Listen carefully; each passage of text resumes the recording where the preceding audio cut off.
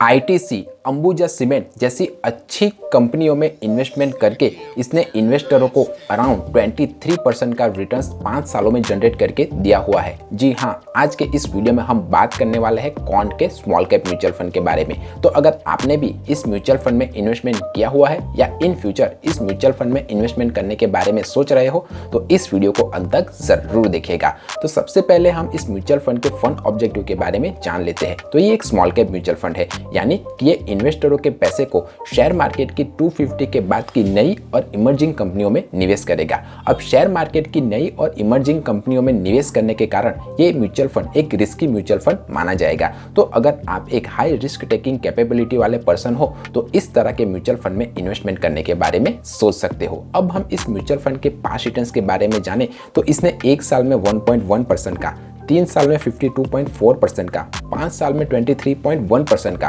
और all over 15.9% का returns अपने इन्वेस्टरों को लागत दिया हुआ है। इसने अपने कैटेगरी एवरेज के बेंचमार्क के रिटर्न्स को ऑलवेज बीट किया हुआ है और जो म्यूचुअल फंड अपने कैटेगरी एवरेज के बेंचमार्क को बीट कर रहा है वो म्यूचुअल फंड मेरे हिसाब से तो एक अच्छा म्यूचुअल फंड माना जाएगा। इस म्यूचुअल फंड का एक्सपांस रेशियो 0.62% है।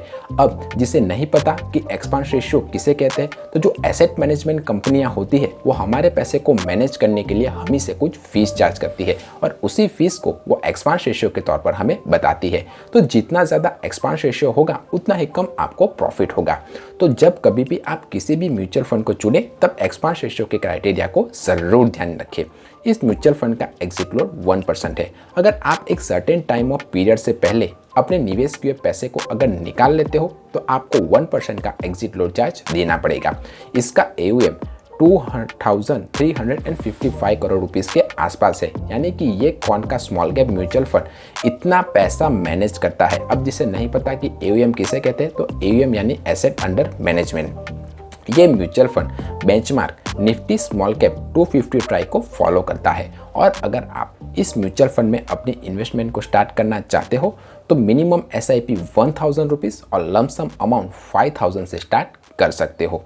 इस म्यूचुअल फंड ने इन्वेस्टरों के 95.94% पैसे को इक्विटी यानी कि शेयर मार्केट में निवेश किया हुआ है। अब शेयर मार्केट में निवेश करने के कारण शेयर मार्केट के उतार चढ़ाव का इस म्यूचुअल फंड के ऊपर सीधा असर आपको देखने को मिल सकता है।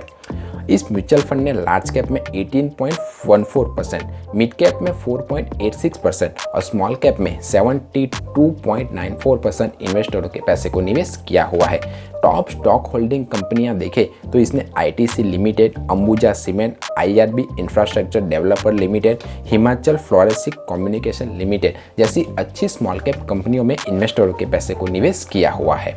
एलोकेशन बाय सेक्टर देखें तो इसने consumer and stepper, material, service and financial sector में इन्वेस्टरों के पैसे को निवेश किया हुआ है।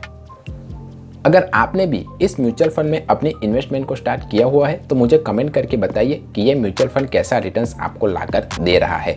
अब डिस्कोमीटर में आप देख ही सकते हो कि अगर आप इस म्यूचुअल फंड में इन्वेस्टमेंट करते हो तो इसका रिस्क हाई रहेगा। और ऐसा क्यों? क्योंकि इसने ज़्यादातर पैसे को इक्विटी यानी कि शेयर मार्केट में निवेश किया हुआ है। तो शेयर मार्केट के उतार चढ़ाव का इस म्यूचुअल फंड के ऊपर सीधा असर आपको देखने को मिल सकता है।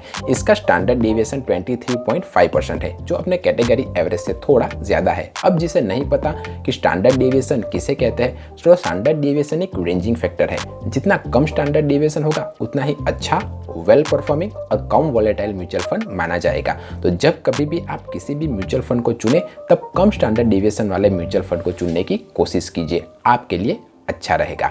अब इस म्यूचुअल फंड पर लगने वाले टैक्स स्लैब के बारे में हम बात करें तो अगर आपने 1 साल के बाद अपने निवेश किए पैसे को निकाला तो आपको long term capital gain tax 10% का देना पड़ेगा और उसमें से भी आपको 1 लाख रुपीज़ का अजम्पशन मिल जाएगा। पर अगर आपने 1 साल के भीतर ही अपने निवेश किए पैसे को निकाल लिया तो आपको short term capital gain tax 15% का अपनी पूरी अमाउंट पर देना पड़ेगा। अगर आपने भी इस म्यूचुअल फंड में इन्वेस्टमेंट किया हुआ है तो इस वीडियो को लाइक ज़रूर कीजिएगा।